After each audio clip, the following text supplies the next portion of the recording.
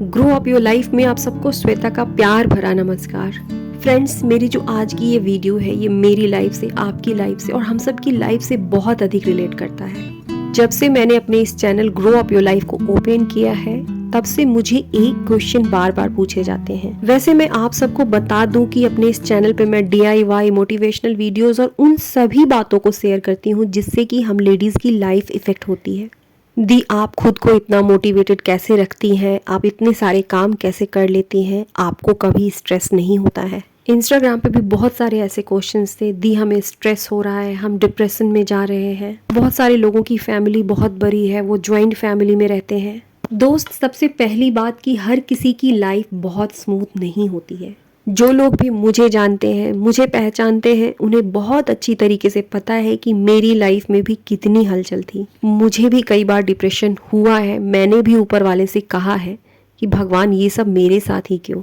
आज की जो मेरी ये वीडियो है वो बहुत इंपॉर्टेंट है और इस वीडियो में मैं किसी को भी लाइक, सब्सक्राइब और कमेंट के लिए नहीं बोलने वाली हूँ, क्योंकि इसे मैंने पूरे दिल से बनाया है और किसी की हेल्प करने के लिए बनाया है। लगभग 15 से 20 दिन तक मैंने इस टॉपिक पे रिसर्च किया है, उन पॉइंट्स को लिखा है जिससे मुझे हेल्प मिली थी। मैंने उन चीज़ों को याद किया कि ऐसी कौन सी चीज़ थी जिसने मुझे सबसे अधिक राहत पहुंचाई थी। इंटरनेट पे जा कर के ऐसे टॉपिक पर सर्च किया है।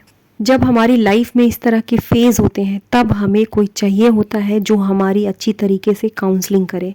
मेरे पास में मेरी बहनें थी, लेकिन बहुत से ऐसे लोग हैं जिनके पास कोई नहीं है। इस वीडियो को पूरे दिल से उन लोगों के लिए बना रही हूँ।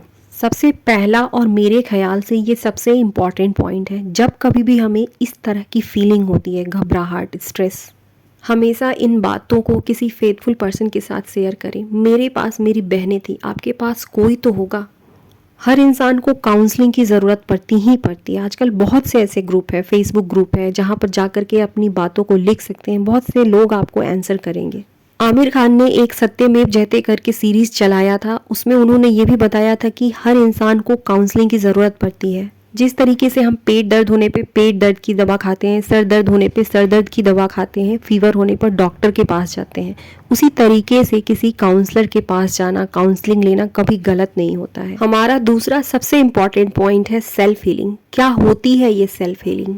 दोस्त, जब हमारे शरीर में कहीं कांटा चुभ जाता है तो सबसे पहला हमारा काम होता है हम उस कांटे को निकाल फेंकते हैं। यदि नहीं निकाला गया तो बहुत बड़ा जख्म हो जाएगा। ठीक इसी तरीके से हमारे घर, परिवार और समाज में बोले गए किसी के बुरे शब्द हमें मानसिक आघात पहुंचाते हैं। हम उन बातों को भूल नहीं पाते हैं। ठीक उसी चुभे हुए कांटे की तरह यदि हमने इन बातों को मन से नहीं निकाला तो ये बहुत बड़ा जख्म बन जाता है और ये जो घाव है, ये जो जख्म है, सिर्फ हमारे लिए घातक है। सेल्फ हीलिंग इस निगेटिविटी से निकलने के लिए खुद से, अपने आप से की गई बातें हैं। सबसे अधिक कोई भी इंसान खुद के साथ, अपने सेल्फ के साथ समय बिताता है। खुद के लिए पॉजिटिव अफर्मेशन बोले और लिखे। मैंने भी लिखा है, बहुत सारी कॉपियां भर दी हैं। जिन चीजों से डर लगे उन चीजों के बारे में लिखे। यदि किसी से डर लगे तो लिखें कि मैं निडर हूँ, मुझे किसी से डर नहीं लगता। मन बहुत दुखी हो तब लिखें कि मैं दुनिया की सबसे हैप्पीएस्ट पर्सन हूँ।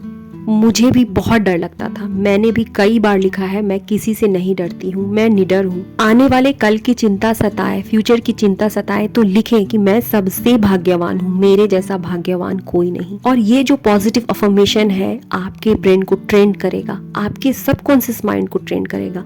आपके जीवन में इस तरह की पॉजिटिव चीजें अट्रैक्ट होंगी और ये जो बातें हैं साइंटिफिकली अप्रूव्ड है। हमारी तीसरी और सबसे भयानक गलती, बीते हुए कल में जीना। कुछ बातें हमारे जीवन में इतनी बुरी होती हैं कि उन बातों को बीत जाने के बाद भी हम उन बातों को भूल नहीं पाते हैं, भले ही हमारा आज कितना भी अच्छा क्यों ना हो। ये बातें होती ही ऐसी है जिन्हें भूलना आसान नहीं होता है, पर बीते हुए उन बातों को सोचकर कहीं न कहीं हम अपने आज को बर्बाद कर रहे होते हैं। जिन्होंने हमारे साथ बुरा किया उनका मोटिव ही रहा होगा हमें चोट पहुंचाना। उन्होंने जितना दर्द देना था, जितनी चोट पहुंचानी थी, पहुंचा ली। पर क्या हर रोज उन बातों को सोचकर, उन बातों को याद करके उससे कई गुना अधिक चोट हम खुद को नहीं पहुंचा रहे हैं? मतलब उन्होंने जितना अधिक बुरा किया उससे कई गुना बुरा हम खुद के साथ कर रहे हैं। खुद को बुरा महसूस करवा रहे हैं, खुद को डिप्रेशन में डाल रहे हैं। ज़रूरत है पुरानी और बीती बातों को भूलने की। ये बातें इतनी भी आसान नहीं होगी, लेकिन ज़रूरत होगी कि जब इन बातों के बारे में हम सोचे या हमारे जुबान पर आए तो अपने दिमाग को तुरंत स्विच करें किसी अच्छी चीज की तरफ। कोई गाना लगा ले, किसी मनपसंद वीडियो को देख लें, किसी से फोन पर बात कर लें। बार बार जब हम उन बातों को इस तरीके से स्विच करने लगते हैं तब हमारा ब्रेन भी ट्रेंड होने लगता है। धीरे धीरे करके हमें वो थॉट्स कम आने लगते हैं। इस तरीके से ट्राई करके देखिएगा, ये कमाल की चीज है। दोस्त, हमें अपनी लाइफ में खुश रहने के लिए हमारे जीवन में एक पर्पस का होना बेहद जरूरी है। मैं अपनी हर वीडियो में इस बात को बताती हूँ। लाइफ में किसी भी पर्पस का होना हमें निगेटिविटी से निकालने का बहुत बड़ा कारण होता है। अपने आप को अपने किसी मनपसंद काम के साथ इंगेज रखें। वो काम कुछ भी हो सकता है जिसको करने के बाद आपको खुशी मिलती हो। जैसे कि मैं अपनी बात बताती हूँ, जब हम लोग असम में थे तो मेरी एक फ्रेंड थी जिसे सिलाई आती थी।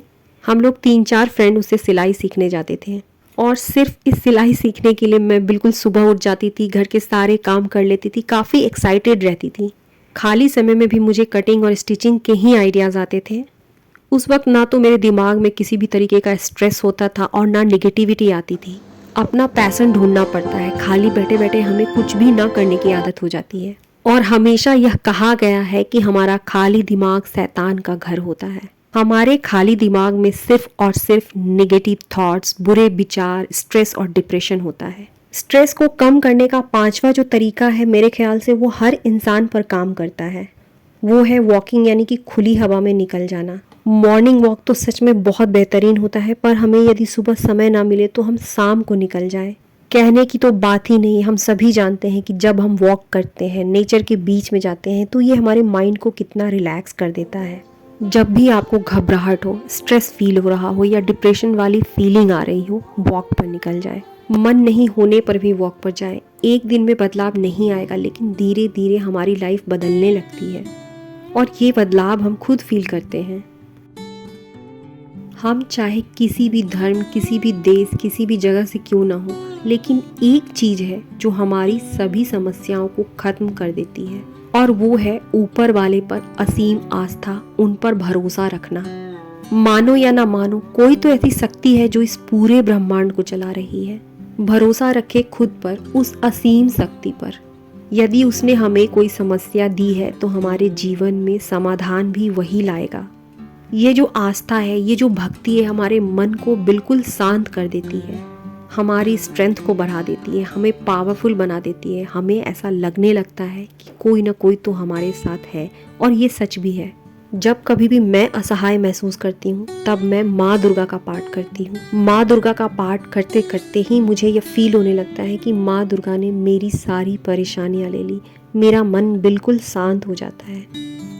हमारा नेक्स्ट पॉइंट है सुबह जल्दी उठना। सुबह के समय को सुख बेला भी कहा जाता है। जब हम सुबह उठते हैं तो उस वक्त हमारा पूरा वातावरण शांत होता है, और ये जो शांति है ये बाहर से हमारे अंदर आने लगती है। हमारी कई बीमारियां खुद ब खुद ठीक होने लगती हैं। डिप्रेशन कम करने का सबसे अचूक उपाय होता है मेडिटेशन। और क्या आप जानते हैं ये मेडिटेशन क्या होती है? मेडिटेशन का मतलब होता है अपने दिमाग को किसी एक जगह, अपने मन को किसी एक जगह पर स्थिर रखना। सुबह उठना ही अपने आप में एक मेडिटेशन है। जब भी हम सुबह उठते हैं हमारा मन शांत रहता है। सुबह की शांति, प्रकृति का ये शांत वातावरण हमारे पूरे मन और मस्तिष्क को शांत कर देता है। अपने लिए एक छोटा कदम उठाएं। हमेशा हमें 100% सुधार लाने की ज़रूरत नहीं होती है, केवल 1% सुधार लाने की ज़रूरत होती है, और ये 1% न जाने कब 100% में बदल जाता है। मैं अपनी बात बताऊं तो मैं अर्ली राइज़र हूँ। मैं बहुत सुबह उठती हूँ, पर हमेशा से नहीं उठती थी और ना ही वॉक पर जाती थी। फिर मैंने सोचा कि ठीक है, मैं वॉक नहीं करूँगी, एक बार सिर्फ निकल करके 20 से 25 स्टेप लूँगी और वापस आ जाऊँगी। और ये 20 से 25 कदम न जाने कब मेरे 10,000 कदम में बदल गए।